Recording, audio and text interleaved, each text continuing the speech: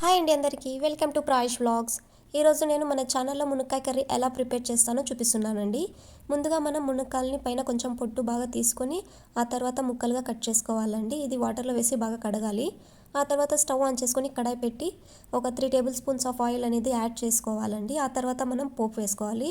ఆ పోపులో నేను ఆవాలు, జీలకర్ర, కరివేపాకు వేసానండి. ఆ తర్వాత సన్నగా కట్ చేసుకున్న ఆనియన్స్ అనేది యాడ్ చేసుకోవాలి.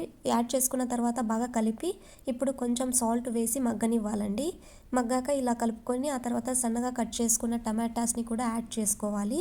ఇలా నేను చూపించే విధంగా కట్ చేసుకొని వేసుకోవాలండి. ఇప్పుడు కొంచెం సాల్ట్ వేసి బాగా మగ్గనివ్వాలండి. టమాటాస్ బాగా మగ్గిన తర్వాత మనం ముందుగా కట్ చేసి పెట్టుకున్న మునక్కాయ ఇందులో వేసుకోవాలండి. వేసుకున్న తర్వాత ఇవి కూడా బాగా కలపాలండి. ఇది మనం ముందుగానే లేతగా ఉన్న మునక్కాయలు అనేది తీసుకోవాలండి. ఈ మునక్కాయ లేతగా ఉండడం వల్ల ఈ కర్రీ టేస్ట్ కూడా చాలా బాగుంటుందండి. ఇలా బాగా కలుపుకోవాలండి. ఇలా కలుపుకున్న తర్వాత మనం ప్లేట్ పెట్టుకొని ఒక 10 మినిట్స్ పాటు మగ్గనివ్వాలి. అంతలోపు ఇప్పుడు మనం మసాలా ప్రిపేర్ చేసుకుందామండి. ఇప్పుడు మనం మిక్సీ జార్ తీసుకొని అందులో ఒక చెక్క, ఒక 3 లవంగాలు అనేది యాడ్ చేసుకోవాలి. ఆ తర్వాత మనం వెల్లుల్లి, ఆనియన్స్ అలాగే టమాటో కూడా వేసుకోవాలండి.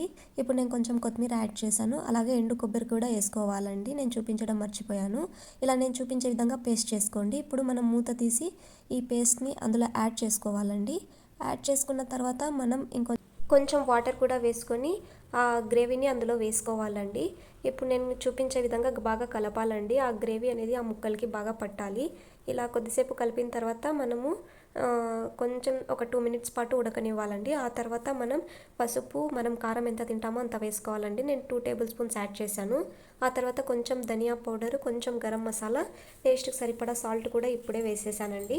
ఇవన్నీ వేసుకున్న తర్వాత ఇప్పుడు నేను చూపించే విధంగా బాగా కలపాలండి. ఇలా కలపడం వలన ఈ మసాలాలన్నీ ఆ మునక్కాయకి బాగా పట్టి టేస్ట్ కూడా చాలా బాగా వస్తుందండి.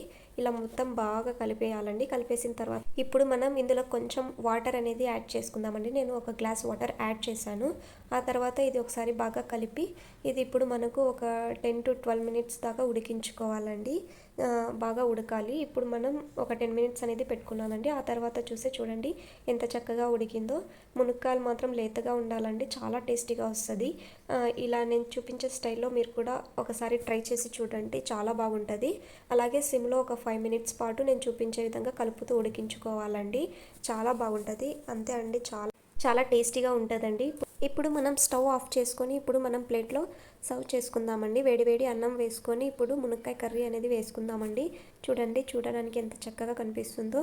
టేస్ట్ కూడా చాలా బాగుంటుందండి. అచ్చం మనం చికెన్ కర్రీ టేస్ట్ ఎలా వస్తుందో అలా వస్తుందండి. మీరు కూడా నేను చూపించే విధంగా ఇలా ఒకసారి ట్రై చేసి చూడండి. అంతే అండి, ముక్క కూడా చాలా బాగా ఉడికిందండి.